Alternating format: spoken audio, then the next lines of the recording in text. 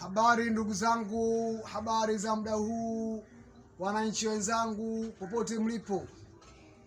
Ni yule ndugu yenu Juma Omari Sharifu almaarufu Alkasusu. Ni katika mwendelezo wa kuelimishana, kukumbushana katika masuala mbalimbali ya kijamii. Nipo hapa kwa kusema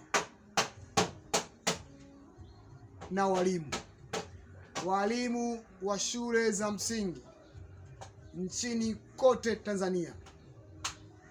Sasa walimu wamegeuza idara ya elimu kama ni biashara. Wao wanadhamiria ya kusema kwamba wanamfundisha mtoto, lakini ukiangalia upande wa pili kama biashara. Biashara kivipi? Biashara imekuwepo kwenye mitihani. Leo hii walimu wamegeuza mitihani kama ni kipato chao. Utakuta kila wiki, kila siku mitihani. Je, hiyo mitihani ya kila siku kweli inampa uwezo mwanafunzi? Je, unamwandaa vizuri mwanafunzi? Au ndio biashara unaiwekeza kwako? Sasa yeye ndugu mwalimu, kweli mwalimu unatakiwa upongezwe kwa kazi kubwa unayoifanya, lakini utambue kuwa wewe ni mwalimu, unatakiwa uwe na mbinu nyingi za kumwelimisha mtoto au mwanafunzi. Kwa nini usimpe mazoezi? Usiwape mazoezi wanafunzi. Mfano, swala la kwanza darasa mpaka 10, swala la 10 mpaka 20. Wanafunzi waanze kujifundisha, kuanza kujua kama ni hesabu, kama ni kujumlisha, kutoa, kugawanya sehemu au desimal. Kwa wiki ndio ukasema hapa ni wapime kwa njia ya mtihani. Lakini si kila siku ni mitihani. Leo Jumatatu mwanafunzi anapeka 500 au 300 ya mitihani. Ukipiga mahesabu kwa wiki ni shilingi 1500 mpaka 2500. Jumamosi 1500, ukijumlisha shilingi 4000 wiki moja. Huyo mtoto bado hajara kila siku ela kula shuleni. Huyo mzazi unampa msaada gani wewe mwalimu?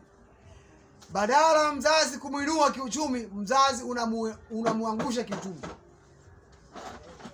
Sasa mipango inatakiwa iwepo mizuri kwa ajili ya kumsaidia mtoto, kuwapa maswali darasani kwa njia ya chaki, ili baada ya wiki ndio mpime kwa njia ya mtihani. Lakini si kila siku mtihani, huko ni kufanya biashara. Leo sasa darasa la 7 kuna shule fulani imemtuma mtoto shilingi 8 siku ya mtihani wa taifa eti ya chakula. Mtoto anakula shilingi 4 kwa siku moja, siku ya pili 4. Huyo mtoto anakuwa vipi? Nyie walimu, hebu acheni wizi. Wanafunzi wako wangapi darasani? Shilingi 4 wanafunzi wote hao. Ni hela nyingi walimu mnachukua. Tabia mbaya, wizi mnaofanya walimu.